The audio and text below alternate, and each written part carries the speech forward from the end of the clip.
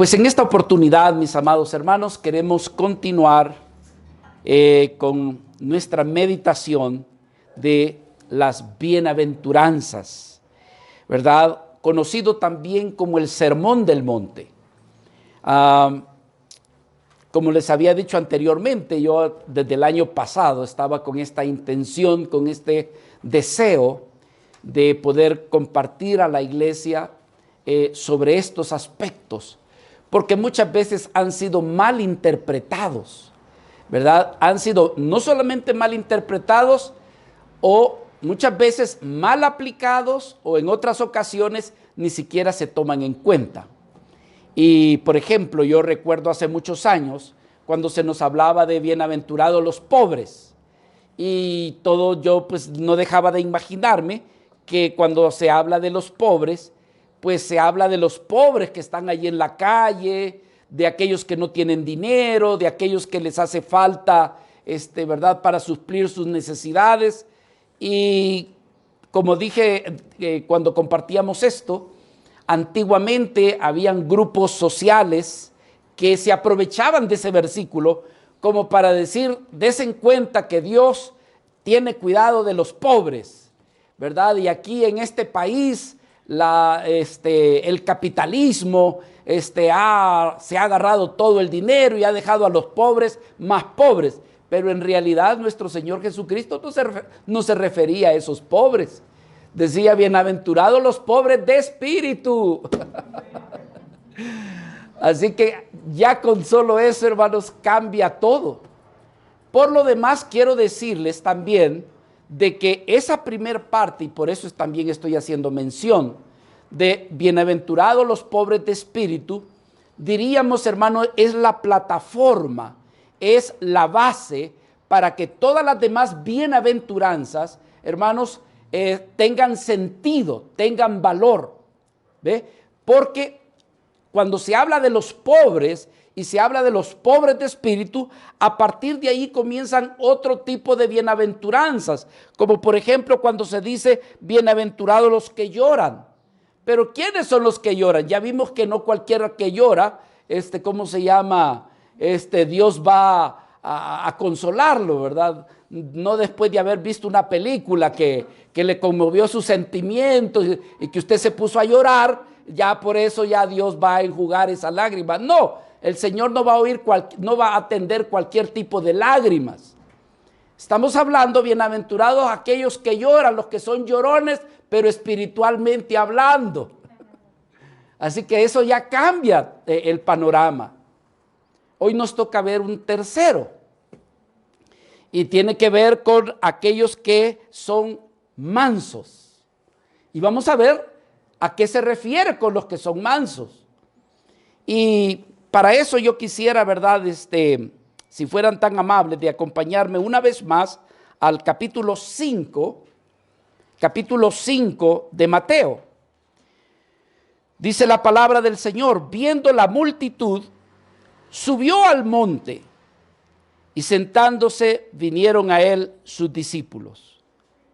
Y abriendo su boca les enseñaba diciendo: bienaventurados los pobres en espíritu, porque de ellos es el reino de los cielos. Bienaventurados los que lloran, porque ellos recibirán consolación. Bienaventurados los mansos, porque ellos recibirán la tierra por heredad. Vamos a quedarnos aquí y que esto sea motivo de oración.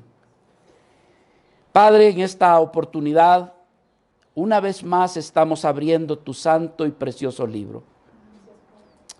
Convencido, Señor, de que hay mucho más enseñanza debajo de lo que leemos, debajo de lo que percibimos con nuestros ojos naturales. Señor, hay una gran enseñanza del Espíritu, que para eso necesitamos tu ayuda, para que podamos recibirla y podamos ser sustentados con ella. Mi Dios amado, hoy voy a hablar de algo, Señor, de lo cual soy tan necesitado. Padre, muchas veces podríamos sentirnos apenados cuando vemos tu santa palabra y nosotros tus servidores, y viéndonos muchas veces tan lejos de lo que allí encontramos. Pero con todo y eso te pido, Señor, de que puedas sobrepasar lo que pudieran ser nuestras debilidades, las cosas que quizás no somos, pero te pedimos que nos ayudes a ir en pos de ella. Pero que lo mismo sean para tus hijos, mis amados hermanos. Que ellos anhelen, Señor. Ellos anhelen que no solamente se llenen de conocimiento, sino que tu palabra llegue a lo más profundo del corazón, para que pueda haber una aspiración de querer hacer aquello que tú quieres que seamos. Mi Dios, te lo pedimos en el nombre de Jesús, tu Hijo amado. Amén y amén. Como dijimos la vez pasada, hermanos, la palabra bienaventuranzas tiene que ver con la palabra, me gusta esa palabra porque es muy conocida, Macarios. No sé cuántos han escuchado a personas que se llaman Macarios. Bueno, pues esos son felices y no lo saben. Son felices y no lo saben, pero Macario significa alguien que es dichoso, alguien que es feliz, alguien que puede considerarse también como bienaventurado. Ahora, este sermón se conoce también, muchas veces lo han conocido como las nuevas tablas de la ley. ¿Por qué? Porque tiene cierta similitud en el sentido de que nuestro Señor Jesucristo está allí en el monte, ¿verdad? Él está en el monte, muy similar cuando Moisés estaba en el monte, y allá en el monte Moisés dio las leyes. Estando allí, ¿verdad? El pueblo recibió las leyes, ellos estaban alrededor del monte. Igual, muy similar, también tenemos aquí la vida de nuestro Señor Jesucristo. Se entiende que Él está a las orillas del mar Genezaret, donde hay una tipo lareda, un tipo montico así hacia arriba, y que el Señor está allí y que llama a sus discípulos, y desde allí el Señor dice estas bienaventuranzas. Entonces algunos decir, bueno, tenemos en el Antiguo Testamento, en el monte Sinaí, la ley, Moisés, pero tenemos en este monte a Jesús, la gracia, ¿verdad? Algo que se contrasta, porque allá tiene que ver con mandamientos, con leyes, pero alguien puede llegar a pensar de que con Jesús no hay mandamientos, que con Jesús no hay leyes. Lo que encontramos es que los mandamientos de nuestro Señor Jesucristo no dejan de ser superiores a los de la ley de Moisés. Porque dice la Escritura, Moisés dijo esto, pero yo digo esto otro. Entonces encontramos que las palabras de nuestro Señor Jesucristo se vuelven superior. Ahora, por otro lado, decíamos cuando iniciamos a ver lo de las bienaventuranzas o el sermón del monte, de que no solamente son estas 8 bienaventuranzas que consiste el sermón del monte. El sermón del monte, me están llamando a la oración, hermanos. El sermón del monte abarca por lo menos 3 capítulos, 5, 6 y 7. Ese es el escenario del sermón del monte, no solamente las bienaventuranzas. Así que, hermanos, cuando usted lea estos pasajes, imagínese que nuestro Señor está allí y que por otro lado, quienes más escucharon directamente estas enseñanzas fueron los discípulos, ¿verdad? Los demás estaban alrededor. Alguien me pregunta, hermano José Antonio, ¿quiere decir de que los de abajo no escucharon las enseñanzas? Probablemente sí. Probablemente hayan escuchado de lo que estaba hablando nuestro Señor. Pero si hablamos de manera directa, se lo estaba diciendo a aquellos que eran sus discípulos. Hermanos, cuánto anhelo, cuánto deseo que nosotros los que nos reunimos en la iglesia no seamos vidas congregantes, sino que realmente sintamos el peso en nuestro corazón de ser discípulos de Cristo. No solamente, como se decía antiguamente, calentadores de bancas, calentadores de sillas, sino realmente vidas militantes, participantes. No solamente gente que le gusta escuchar sermones y a ver qué saca de provecho para sí mismo, sino discípulos del Señor que están siguiendo a Cristo, que por encima de las cosas que este mundo le ofrece, hermanos, Cristo tiene mayor peso en su vida. Hermanos, hay muchas cosas que nos llaman, que nos demanda que le dediquemos tiempo y todo eso. Pero quiero decirles, hermanos, que por encima de todo eso, Cristo debe de pesar en nuestros corazones. Los verdaderos discípulos son seguidores de Cristo. La pregunta es, ¿qué es lo que pesa más en tu vida? ¿Qué es lo que realmente tiene más valor en tu vida? Que puedes en un momento dejar a un lado al Señor o las cosas que le competen al Señor por las cosas de este mundo. Aquí son los discípulos, los que han salido en medio de la muchedumbre para ir en pos de nuestro Señor Jesucristo. Hay algunos hermanos que también piensan que las bienaventuranzas son una lista de cosas que nosotros debemos vernos obligados, solamente a conocerlas, pero que no somos llamados a observarlas, pero también a practicarlas. Cuando uno se dedica a esto, hermano, uno busca estudiosos, se va a los originales a ver si lo que usted está leyendo realmente es así como lo tenemos en el castellano. Y fue doloroso para mí encontrar un comentario que decía de que nosotros, al leer las bienaventuranzas, en realidad dice, no son cosas que nosotros debiéramos sentirnos obligados a cumplirlas. Entonces dije yo, de esto no estoy de acuerdo, porque entonces ¿para qué nos las ha dejado el Señor? El Señor no nos va a dar cosas para que perdamos el tiempo. El Señor nos va a dar cosas para que realmente o nos sentamos desafiados a andar en ellas, o si hay algo de malo, si hay algo que realmente no vale la pena, entonces hacerla a un lado. Pero no está solamente ahí para ser observado, contemplado. No, hermanos, debemos de vernos practicando. Por otro lado, alguien piensa, muchas veces, ¿verdad? Hay personas que son simpatizantes de la vida cristiana, llamémoslo así. Le gustan las cosas cristianas, realmente las considera muy nobles, muy buenas. Pero, hermanos, cuando mira una que otra cosa en la Biblia, para demostrar de que también es cristiano, va a tratar de imitar aquellas cosas. Y entonces cuando alguien mira las bienaventuranzas, diría, ay, qué bonitas son las bienaventuranzas. Voy a tratar de practicar una que otra de esas para realmente que se note de que yo soy cristiano. No, hermanos, no por practicar las bienaventuranzas usted va a ser cristiano. Bueno, ahora sí, el que es cristiano de verdad, ese sí la va a practicar. O sea, no por practicar usted va a ser cristiano. Pero si es cristiano, si verdaderamente no es simpatizante, sino que verdaderamente es una vida comprometida con el Señor, quiero decirles, hermanos, que eso incluso hasta va a salir de manera natural.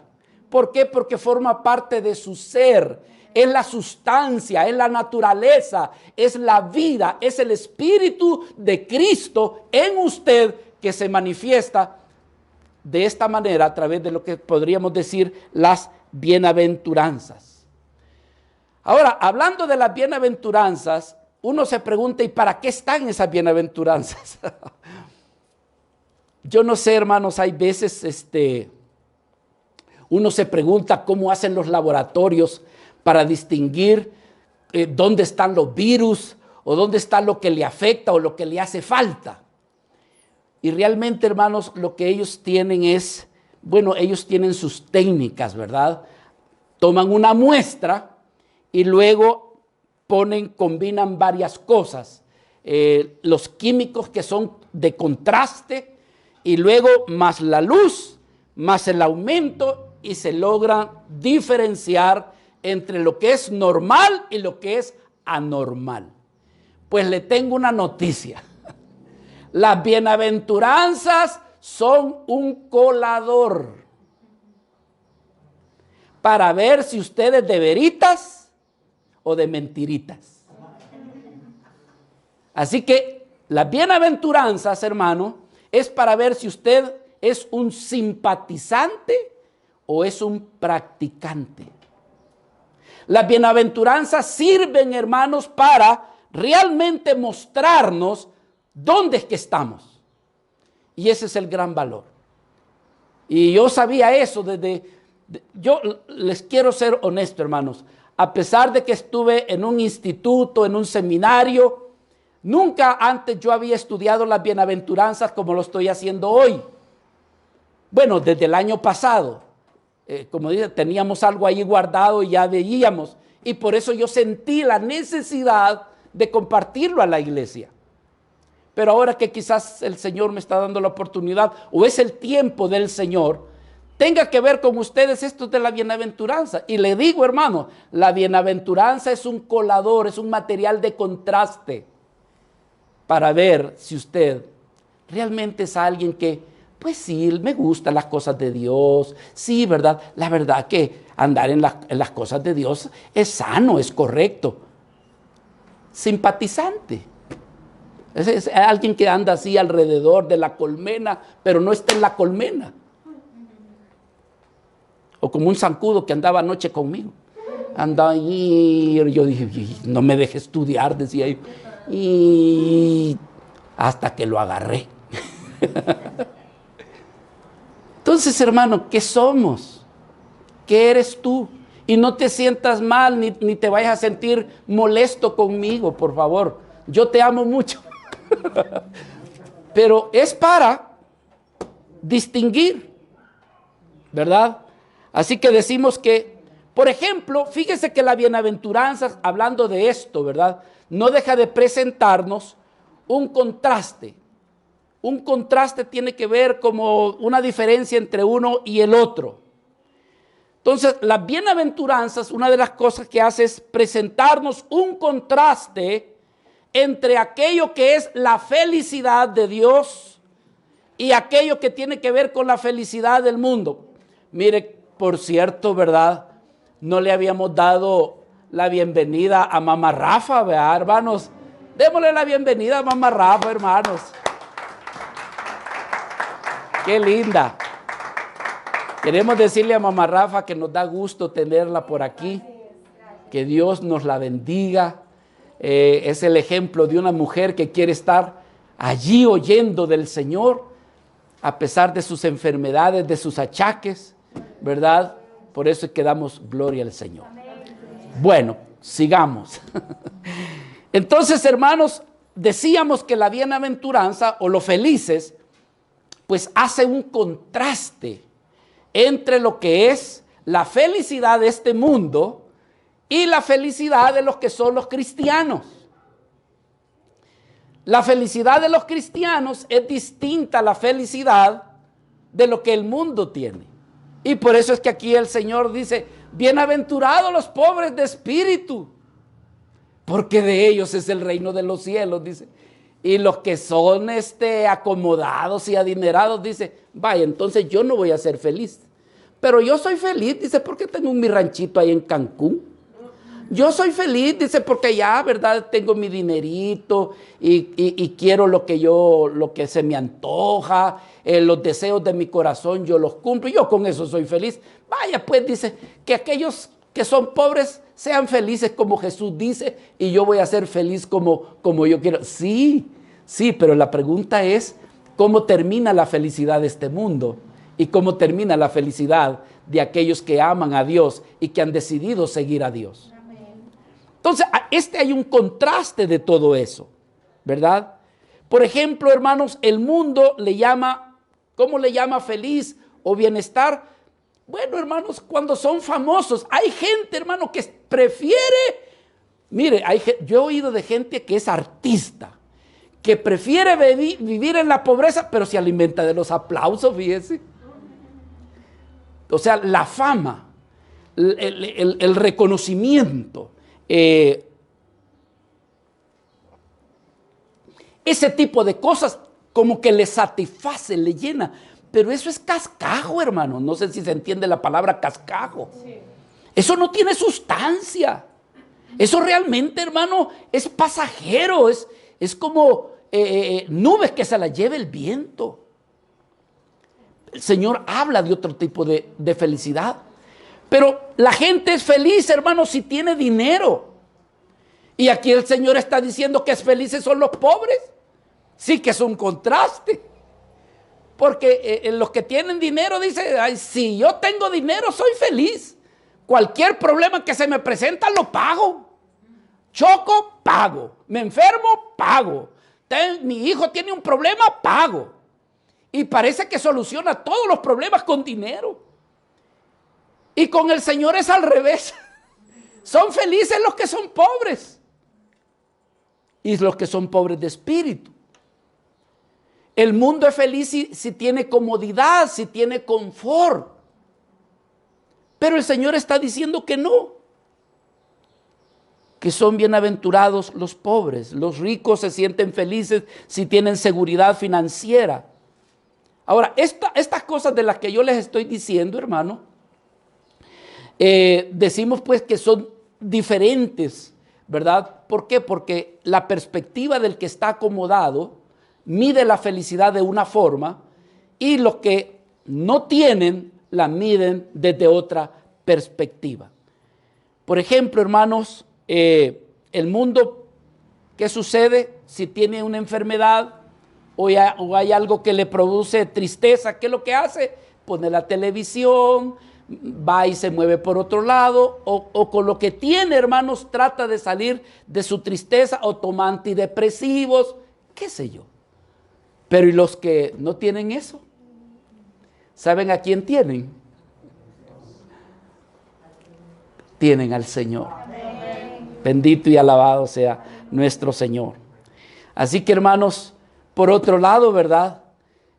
¿Cuáles son las vidas que admiran en este mundo? Los hombres que son admirados en este mundo, los que son fuertes, ¿verdad? Los que son valientes, los que son agresivos, los que no se dejan. Esos dice, wow, dice, me pasó aquí enfrente y hasta sentí el jalón. O sea, que pegue el que tiene. Y el que es pobre y humilde, hermano, ¿cuál? Hasta la gente se aparta. Dice, no vaya a ser que se me pegue algo de esta persona, ¿verdad? Y se aleja. Entonces estamos viendo lo que es un contraste. El mundo, por ejemplo, se siente bien, hermanos, viviendo en una casa con seguridad, con doble puerta, con sensores, con cámaras. Esos son felices y se sienten seguros. Y el Señor que dice, bienaventurado cuando te persigan, dice. Imagínese usted, hermano, ya ese no es contraste, eso es desastre, hermano. ¿Por qué entonces decimos, Dios mío, ¿y dónde es que está la felicidad? Porque algunos de veritas somos pobres, hermano. Otros somos solo la fachada. Pero, y alguien se hace la pregunta, Señor, enséñame por favor, ¿dónde es que está la felicidad? ¿Dónde? Porque si hablamos de pobre, pues yo ya estoy en la fila. Alguien dice, yo ya estoy en la fila. Pero alguien dice, pero todavía no soy feliz. Sí, pero espérese. Hermanos, la palabra dice, y la palabra del Señor, pues no miente. Nos habla de que somos felices. Ahora, la felicidad del mundo, sabemos que, como dijimos, es totalmente diferente. El Señor dice, bienaventurados los pobres.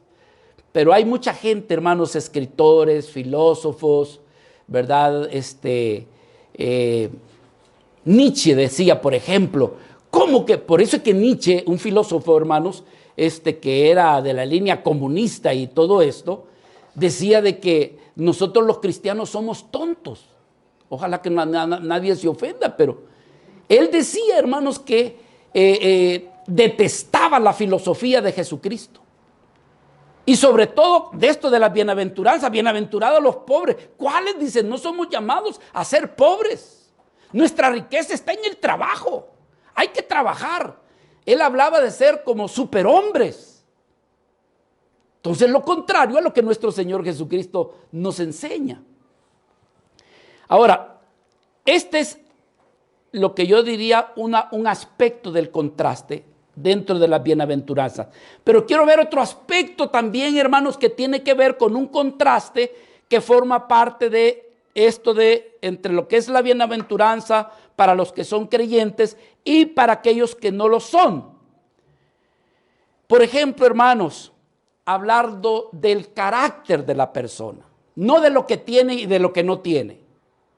Porque en realidad, cuando hablamos de aspectos de contrastes o de lo que estamos hablando de bienaventuranza, observe, hermanos, que estamos hablando del aspecto espiritual. Y ya aquí tiene que ver con nuestro carácter, o sea, ya no con lo que tenemos o con lo que aparentamos, sino con lo que somos. Con lo que somos. Entonces, yo quiero ver con ustedes este otro aspecto también de contraste. Fíjese lo que dice también esto de Mateo capítulo 5, dice, y se repite como 3, 4 veces, cuando dice bienaventurado, dice, y dice por qué, pero al final dice, de ellos es el reino de los cielos. El reino de los cielos es lo que te hace feliz. Pasémoslo a lo natural. ¿Qué tal si te dicen, usted es fulano de tal? Sí, mire, aquí, ¿verdad? En el registro de la propiedad aparece que usted es dueño de una finca, usted. Y usted dice, a ver, ¿cómo está eso? ¿Y quién no es feliz si le dice, mire, tiene usted un departamento nuevo, una casa nueva, tiene un coche nuevo, tiene un terreno? ¿Es feliz o no es feliz, hermano? Pues claro que sí. La vez pasada, bueno, ya hace un poquito de tiempo, que yo estaba vendiendo un terreno que en mi juventud el Señor me permitió comprar, que ese terreno lo íbamos a ocupar para hacer nuestra casa. Y todo eso se deshizo por venir acá. Y entonces, hermano, antes de venderlo tenía yo que ir al registro de la propiedad para autentificar que realmente el terreno estaba bien registrado y todo eso. Y entonces usted allí pone una solicitud y yo recuerdo que puse la solicitud y en la tarde me daban la respuesta. Y llego por la tarde y ¿qué va a creer, hermano? ¿Usted es el señor José Antonio Santamaría? Sí, yo soy. Usted es propietario, me dice, de una finca y me dice de tantas medidas. Quizás alguien me las heredó, dije yo, ¿verdad? Alguien me dio esa mi finca. ¿Y por dónde está usted? Allá por Apopa, me dice. En Apopa, pues estamos aquí cerquita, decía yo. Y de veras, aquí dice, me dice. Pero no, hermano, era otra, porque cuando sacaron la edad, era un señor que tenía 80 y pico de años. Y por supuesto, yo en aquel entonces, ¿cuánto tendría? Tendría 30 años, no 40 años, algo así. Entonces, hermano, pues yo ya estaba contento porque dije yo, quizás alguien me heredó. ¿Quién no se alegra de eso? Pero hablando espiritualmente, hermanos, como les dije hace un ratito, hablar de las bienaventuranzas no deja de ser un espejo donde nos expone cómo estamos nosotros en nuestro interior, en qué condiciones. Y por qué es que aquí, hermanos, los que lloran y los que son pobres llegan a ser vidas de gran valor para el Señor. Y el Señor lo que hace es gratificarlos dándoles gozo y paz, porque finalmente el reino de los cielos no es comida ni bebida, sino que es paz y gozo en el Espíritu. ¿Ve? Entonces, hermanos, muchas veces, ¿verdad?, no comprendemos por qué es que hay felicidad en todo esto. Sin embargo, la palabra nos enseña que son bienaventurados. ¿Por qué? Recordemos que nuestro Señor hablaba y decía, arrepentíos y convertíos porque el reino de los cielos se ha acercado a vosotros. Más adelante nuestro Señor le dijo a sus discípulos, he aquí que el reino de los cielos está entre vosotros. Y ahora nos está diciendo, bienaventurados los pobres de espíritu porque de ellos es el reino de los cielos. Aleluya. No sé si usted está captando. Pero no hay mayor gozo que Cristo en nuestras vidas, hermanos.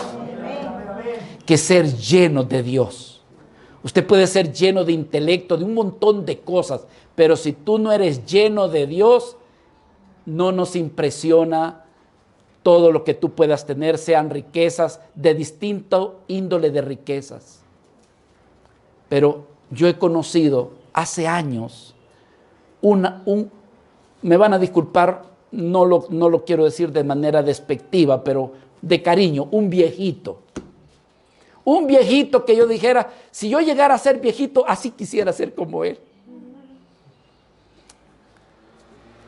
Hermano, delgadito, viejito, pero lleno de Dios. Y él iba en el camino, iba predicando y hablando del Señor. Y yo lo veía desde lejos y yo decía, Señor, yo miro a ese viejito como que fuera un profeta de aquellos del Antiguo Testamento. Así lo veo, decía yo. Es que me da la impresión de que como que nació allá en aquel tiempo. Y hablando y predicando. Y de repente se va acercando y yo estaba de pie en el negocio de donde yo trabajaba con mi hermano. Y se acerca y me dice, joven, me dice, ¿y usted sabe qué es lo que le agrada a Dios? Y le respondo, el que lo ame con toda mi alma, con toda mi fuerza. Me dice, bendito sea usted, joven, me dice, porque usted sí sabe para qué ha vivido, para qué ha nacido. Y solo me dio una palmada aquí y se fue. Entonces, hermanos, ya ni sé por qué dije esto, pero el asunto está de que es distinto la riqueza de lo que nos habla. Dice, los pobres de espíritu, los que lloran, los mansos, los que tienen hambre y sed de justicia, los misericordiosos, los de limpio corazón, los pacificadores y los que padecen persecución. Estas cosas, hermanos, son cualidades de las cuales el Señor los considera que ellos son felices, son personas felices. Y son felices a la luz de los ojos de nuestro Dios. Y por supuesto, aquí es donde nosotros decimos hay una diferencia entre aquellos que no lo son, ¿verdad? Para el mundo, hermanos, lo que es digno de reconocimiento es ser arrogante, es tener dinero, tener autoridad, tener dominio, ¿verdad? Tener capacidades, tener la capacidad de poder hacer su propia voluntad, ¿verdad? Y para el mundo, hermanos, son esas personas que los puede ver incluso, hermanos, destruyendo al más débil. Y a eso se pueden considerar como bienaventurados. Dice, ya dice, para que haga hasta 3 vidas. Lo que tiene puede hacer hasta 3 vidas de lo que él quisiera. Feliz, bienaventurado. Y sin embargo el Señor no lo considera así. Rápidamente, hermanos, perdonen la introducción. ¿Quiénes son los mansos que heredarán la tierra? Hablábamos de los que eran felices porque tenían tierra, pero usted tiene que tener felicidad porque tiene algo mejor que esa tierra, hermano. Tiene al Señor. ¿Quiénes son los mansos? Quisiera ver la definición de la Real Academia Española de lo que significa ser manso. A la luz también de la palabra de Dios, por supuesto. Se refiere a la docilidad, observe, a la suavidad, a la benignidad en el carácter o en el trato. Esa es una persona que es mansa. Ahora, la mansedumbre se considera que es un valor altamente apreciado para quienes realmente se someten a una vida espiritual, pues implica una gran humildad, pero observe, también implica un autocontrol, así como una gran obediencia y una rígida observancia a las normas y a las reglas. Eso significa mansedumbre. Porque nosotros tenemos otros conceptos de lo que es manso. Y no quiero decir la otra palabra que usted ya la dijo, ¿eh?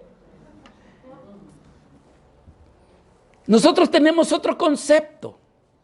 ¿Por qué? Porque muchas veces la mansedumbre es confundida a veces con debilidad. Esta es una persona débil. Realmente es alguien que no tiene una fuerza interior y que no puede ni sabe poder enfrentar las vicisitudes de esta vida, las situaciones difíciles. No sabe cómo hacerle frente a las cosas adversas, a menos de que recurra a la violencia, a su carácter, para resolver las cosas. De no ser así, pues es una persona débil. Entonces la debilidad es confundida con la mansedumbre. Es lo mismo muchas veces que como que si alguien fuera un cobarde. Estoy hablando de que así es el concepto que muchas veces se tiene. Cobarde o personas que realmente, hermanos, no saben resolver problemas. Sin embargo, nuestro concepto de bienaventurado, de los que son mansos, realmente es algo diferente. Entonces vamos a ver qué es lo que el Señor le llama mansedumbre. Pero nosotros, ¿a qué le llamamos manso, hermano? No, manso no tienes que ser con alguien, por ejemplo, que muestra una baja estima de su persona. Dice, esta persona es de baja estima, es una persona tranquila, mansa. Es una persona que es introvertida, o sea, no es alguien que ocasiona alboroto, que tiene estilo y que sobresale y que brilla. Y le decimos, es tranquilo. Cuando decimos tranquilo, estamos hablando de sinónimo de, es alguien manso, ¿verdad? Es una persona que no se enoja, es tranquilo, es manso. Es una persona que muchos abusan de ellos o de ellas y no hacen nada. ¿Por qué? Porque es manso, porque es tranquilo. Pero esos son conceptos equivocados, hermanos, de lo que nosotros pudiéramos decir que alguien es manso. Ahora, por esto que le acabo de decir, ¿por qué este tipo de personas no puede ser considerados mansos a la luz de lo que nuestro Señor Jesucristo dice? ¿Por qué? ¿Sabe por qué? Porque hay gente que no es cristiana y que es así. ¿Sí o no? Hay gente que es introvertida, pero no es cristiana. Entonces, Cristo no los considera bienaventurados a ellos. Los que se miran así, ¿verdad? Que caminan suavecito y que y dice, no, ya se fijó qué tranquilo y qué mansa es esa persona. Aunado a eso, no es cristiano. Entonces el Señor no habla de ellos. No está hablando de ellos. Entonces la pregunta aquí es, hermano, ¿quiénes son los mansos a los que nuestro Señor Jesucristo se refiere? ¿Quiénes son? ¿Quiénes son? Son aquellos, hermanos, por eso dice, bienaventurados los pobres, y dice, de espíritu. ¿Quiénes son los mansos? Son aquellas vidas, escuche, que son violentos, que son pecadores, que son vidas, hermanos, que saben que no se merecen a Dios. No merecen haber alcanzado la misericordia ni la bondad de Dios. Saben su miseria espiritual. Saben su bajeza espiritual. Saben que muchas veces le han fallado al Señor una y cuantas veces. Que entonces se acercan a Dios con mansedumbre y con humildad. Como aquella vida que llegó y dijo, Señor, no soy digno. Y que se postró delante, dice que no quería ni levantar su cabeza. Y se golpeaba el pecho reconociendo su culpabilidad, reconociendo su fracaso espiritual, su necesidad. Y entonces, hermano, en lugar de decir, bueno, yo merezco algo ahí en la iglesia, ya tengo años yo de estar en la iglesia, ya es tiempo de que deje de ser cola y que yo sea cabeza un poquito. Humildemente, por supuesto.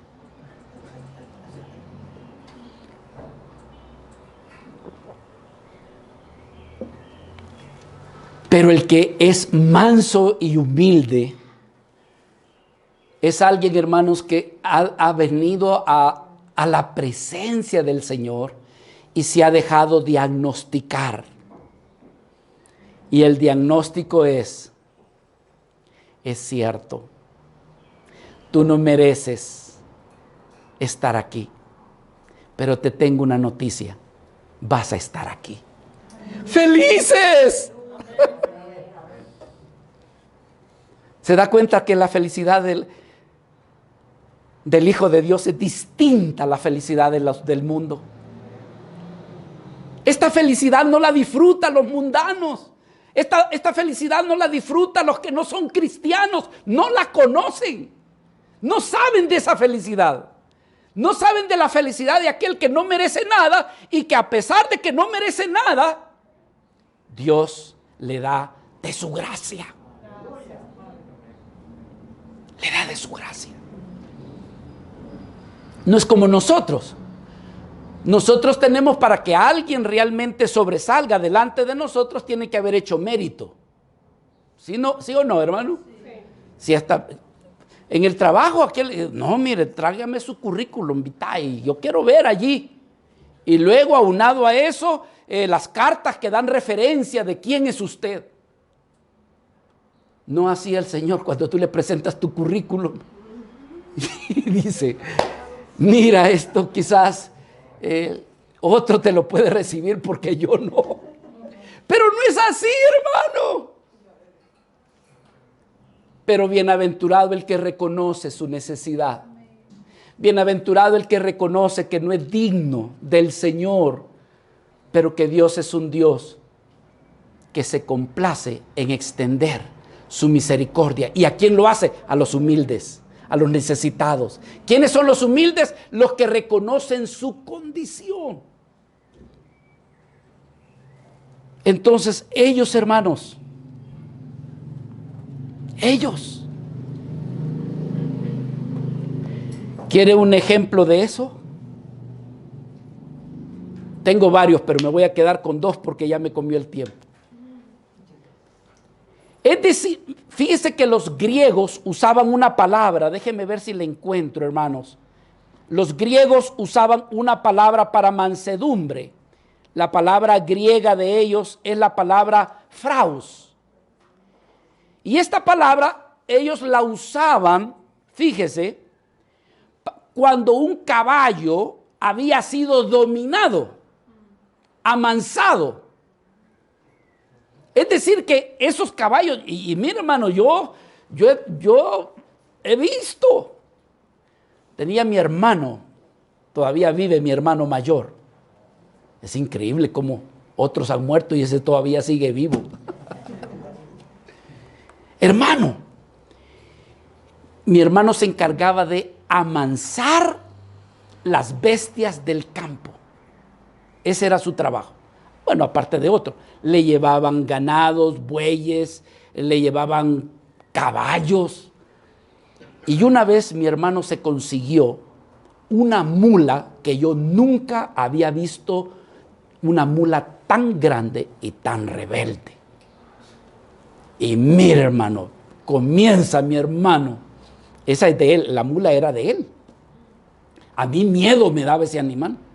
Y yo digo, pero ¿quién solamente poniendo una silla a la par podía usted subirse? Porque era altísima y fuerte. Hermano, tardó como 2 meses más o menos en lograr amansar esa bestia. Ahora, mire que cuando le hacía con la crin, allá obedecía el animalito, mire. Que cuando se le iba a poner carga, no se movía. La pregunta es, ¿habrá perdido la fuerza? ¿Habrá perdido la capacidad de esa energía y esa fuerza? ¿La habrá perdido? Pero ¿qué es lo que ha pasado?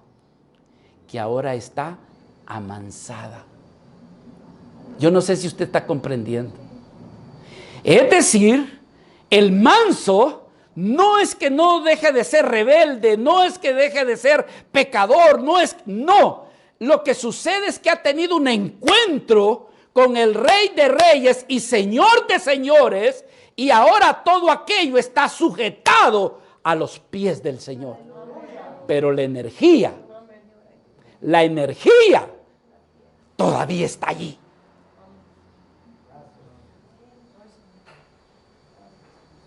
Bienaventurados los mansos.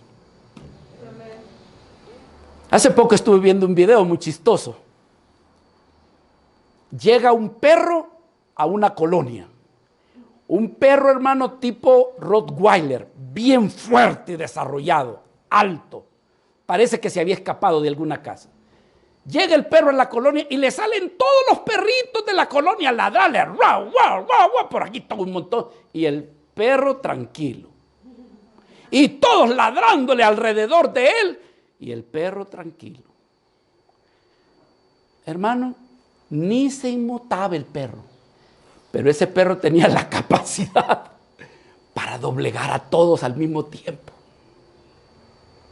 El caballo no es que haya perdido su fuerza, la tiene.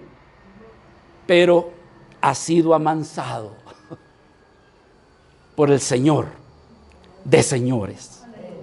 Y él se sujeta y se somete. Moisés, hermanos, cuando estaba en Egipto, ¿qué sucedía? Cuando estaba en Egipto, se dice que él era como el arquitecto poderoso, dice el libro de los Hechos, en palabra y en hechos. O sea, no era cualquier cosa Moisés, hermano, estando en Egipto. Tenía mando. Al rato era hasta un hombre bien ejercitado. Tenía autoridad. Tenía fuerza. Un día un soldado egipcio estaba golpeando a un hebreo. ¿Y qué salió, hermanos? Lo mató con sus propias fuerzas. ¿Qué sucedió? Por haber hecho eso, y como se sabía de que él era hebreo también, él sabía que iba a morir. Entonces salió huyendo. ¿A dónde fue a huir? Al desierto. Y estando ahí en el desierto conoció a una mujer llamada Séfora. Y que se casa con ella. Y su suegro, Jetro. Y que el suegro lo pone a trabajar. Pero si yo soy ingeniero, usted, discúlpeme. Yo soy el ingeniero Moisés. Pues sí, pero aquí vas a ser pastor. Y no son tuyas las ovejas, son mías, le decía Jetro. Así que vas a pastorear ovejas ajenas. Qué trato de Dios, hermano. Qué trato. Y de repente Dios le dice: Moisés, ya es hora. Tú vas a liberar a mi pueblo. Pero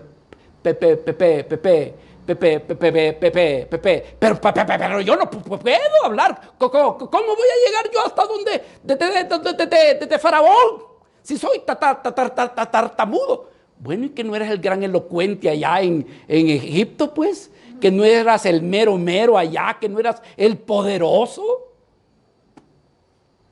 Sí, hermano, ahora las fuerzas están rendidas. Y dice: no sé ni cómo hablar, Señor. No sé ni cómo dirigir. No tengo talle de liderazgo. Allá tal vez sí, pero aquí ni hasta las ovejas me obedecen aquí, Señor. No soy líder. Pero le dijo: diles que yo soy, te envía. Y dice la Escritura que no se conoció un hombre más manso como Moisés. No había otro más manso como él. Ahora, ¿le faltaba fuerzas? No, hermano. ¿No ve que un día allí subido en el monte Sinaí, cuando la gente se le rebeló, pues porque los mandamientos que traía el pueblo, los había quebrantado. Mire lo débil de Moisés.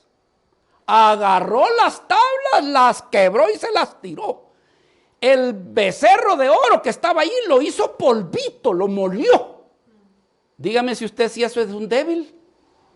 No, hermano. Lo que pasa es que su vida estaba rendida al Señor. Otro ejemplo. David. David allá en 2 de Samuel, capítulo 16. David, hermanos, anda huyendo de Absalón, su hijo. Y anda acompañado, David anda acompañado con un ejército de hombres valientes, guerreros. Pero él no quiere matar a su hijo Absalón, mejor prefiere huir para no matarlo. Y escapa. Pero en el camino, en lo que él andaba por ahí, aparece un hombre llamado Abisai, creo yo. Déjenme ver. Abisai. No. Simei, que era de la casa de Saúl. Era de la casa de Saúl. Simei, Abisai, ya les voy a decir quién era. Simei sale al encuentro de David, hermano, y comienza a ultrajarlo al rey, porque ya era rey. Y comienza a ultrajarlo, a ofenderlo, a maldecirlo. Y dice, fíjese lo que dice el pasaje, hermano. Yo estoy resumiendo, pero como yo sé que usted es un gran estudioso de la Biblia, sé que conoce el pasaje. Dice que estaba rodeado, esta vida llamada Simei estaba rodeado de los soldados. Dice que él estaba como en medio y los soldados alrededor con sus espadas bien listas y desenvainadas. Usted tendría valor de eso, hermano, estar en medio de la guardia y comenzar a ofender y a decirle al presidente. ¿Y qué sucede? Que aparece este soldado Abisai. Mi rey, le dice, solo deme la orden, por favor, y yo le quito la cabeza a este bandido. ¿Cómo es que van a ofender a este hombre, a mi rey? Ha ofendido, este es como un perro, dice. Ya estaba listo, hermano. Esa espada tenía que estar bien afilada. ¿Y qué oponencia iba a ser para con uno de los mejores soldados de David? ¿Qué hace David, hermanos? Cualquiera que usted hubiera sido David, dice, ¿cómo no? Dice, dele matacán. No, ¿cómo me va a ofender a mí? No, decirle, deténganse. No vaya a ser de que Dios le haya dicho que me diga todas esas cosas. ¿Sabe qué más dijo David? No vaya a ser que sus maldiciones se conviertan en bendiciones cuando yo no haga nada. ¿Comprende eso, hermano? Es como aquella vida dice, mira, no te doy otra porque... Y se queda tranquilo.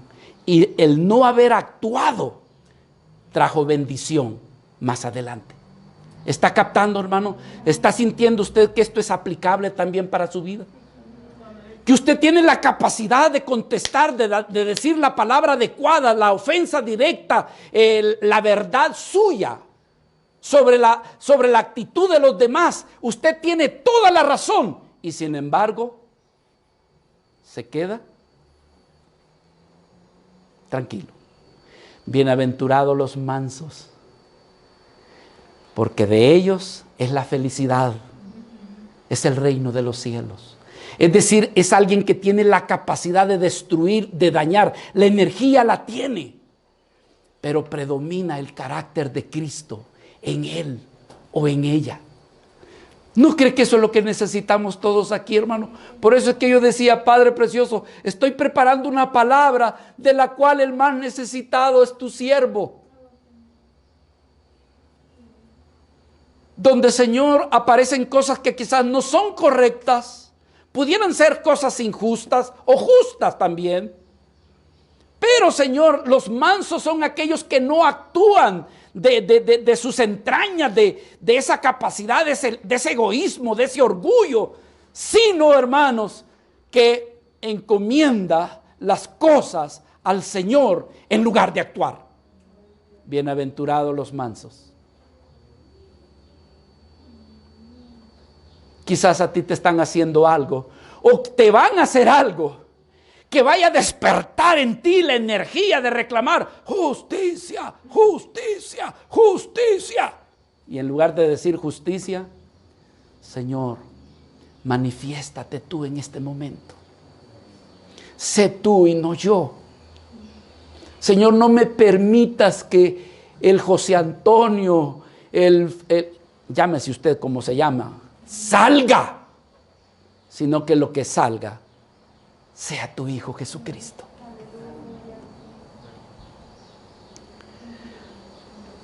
David dijo, yo sé que tengo la capacidad de destruirlo, pero no lo voy a hacer. Así como el caballo, hermano, él no ha perdido su fuerza. Él no ha perdido su fuerza, él tiene la capacidad, pero ha decidido someterse y obedecer. Es un animal que ha sido amansado. Yo quiero decirle al Señor, ayúdame, Señor, a ser manso, porque soy rebelde. Porque cuando me hacen algo, el primero que brota es el José Antonio, en lugar de dejar que sea Cristo el que aparezca.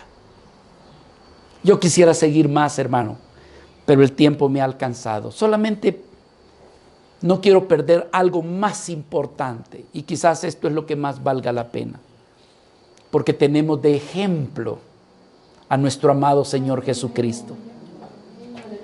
Nuestro Señor dijo allá en Mateo capítulo 11, versículo 28, venid a mí todos los que estéis cansados, todos los que estéis trabajados y cargados, y yo os haré descansar. Mateo 11, 28 y 29.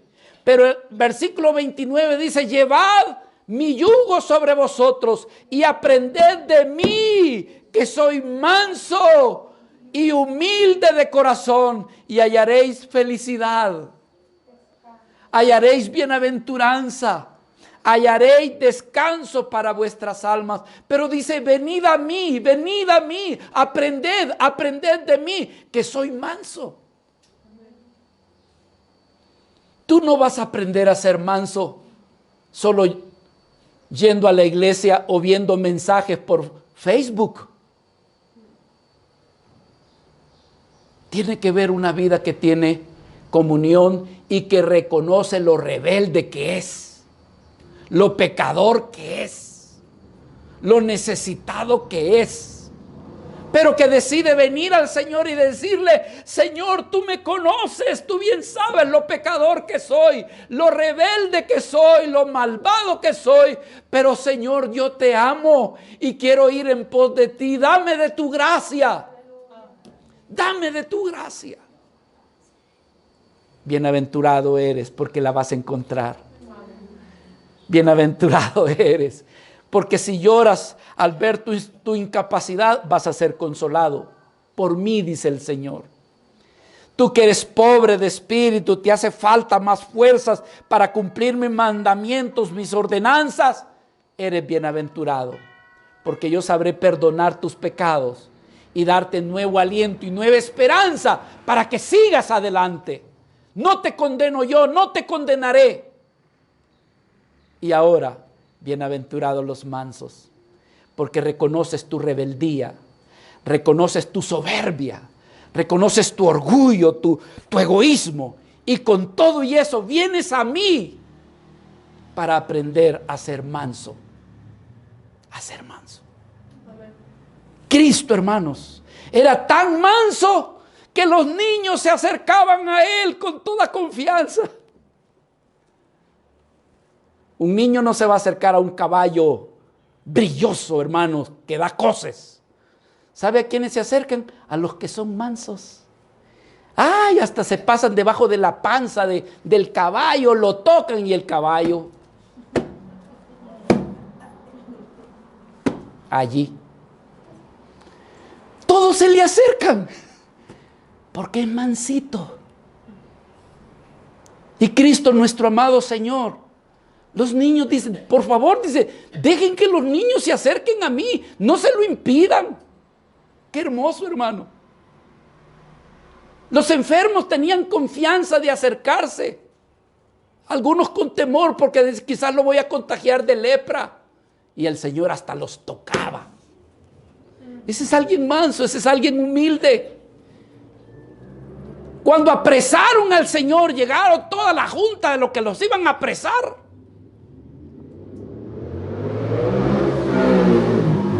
Pedro saca su espada, la desenvaina y le corta la oreja a Malco, el criado del sacerdote. ¿Y qué sucede? Pedro, Pedro, guarda tu espada en su vaina. Si yo quisiera, le pido a mi Padre que mande a la legión de ángeles y aquí estarían. Pero no lo voy a hacer. No lo voy a hacer. ¿Por qué? Porque soy manso y humilde. Aquí está. Se lo llevaron. ¿Qué? Y allá comenzó el Señor a reclamar justicia, justicia. Llegó Jesús ante Pilato y ante el Sanedrín a decir, esto es injusto, me están haciendo un juicio que no está conforme a los reglamentos del Sanedrín. Y aquí, ¿verdad? Y no, es que aquí el que se deja. Dice Isaías 53, como oveja enmudeció y no reclamó ni dijo nada, sino que todo lo encomendó a su Señor. Lo encomendó. Y así podríamos hablar más. Pongámonos de pie, hermanos. Aprendamos. Por lo menos yo tengo mucho que aprender.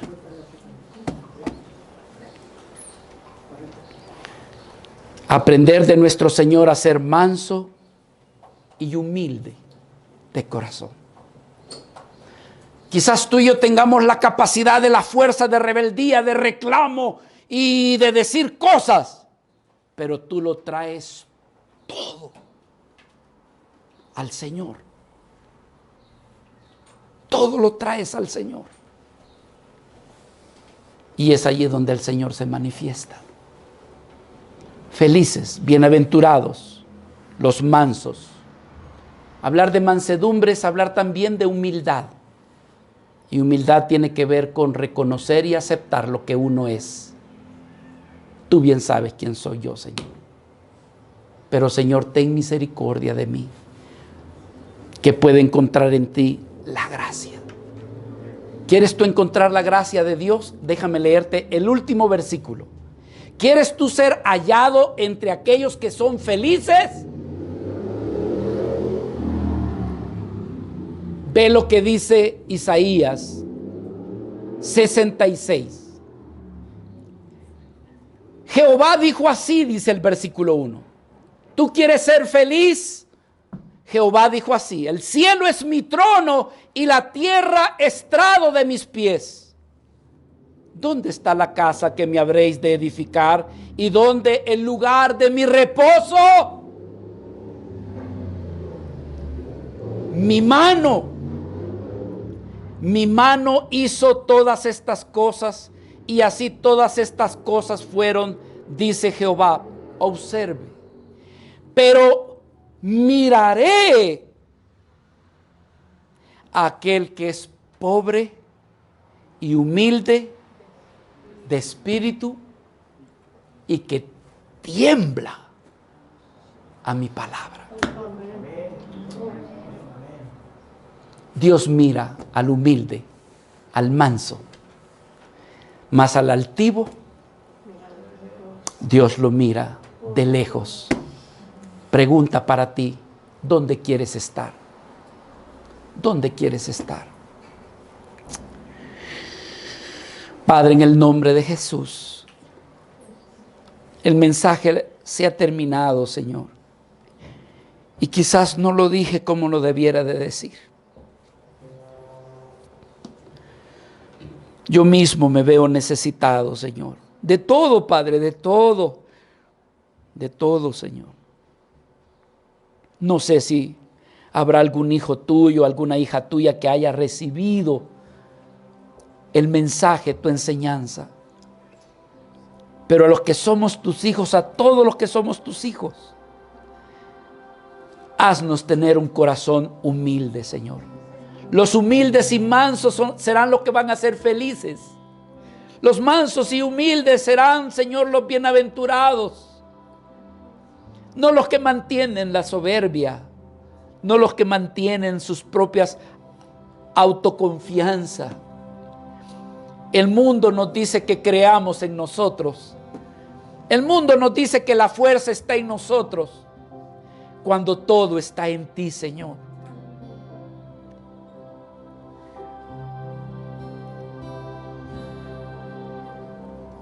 Oh Jesús, tú eres el mayor ejemplo de humildad. Tú eres el mayor ejemplo de mansedumbre. Y lo que te pedimos es que nos ayudes a ser como tú, Señor.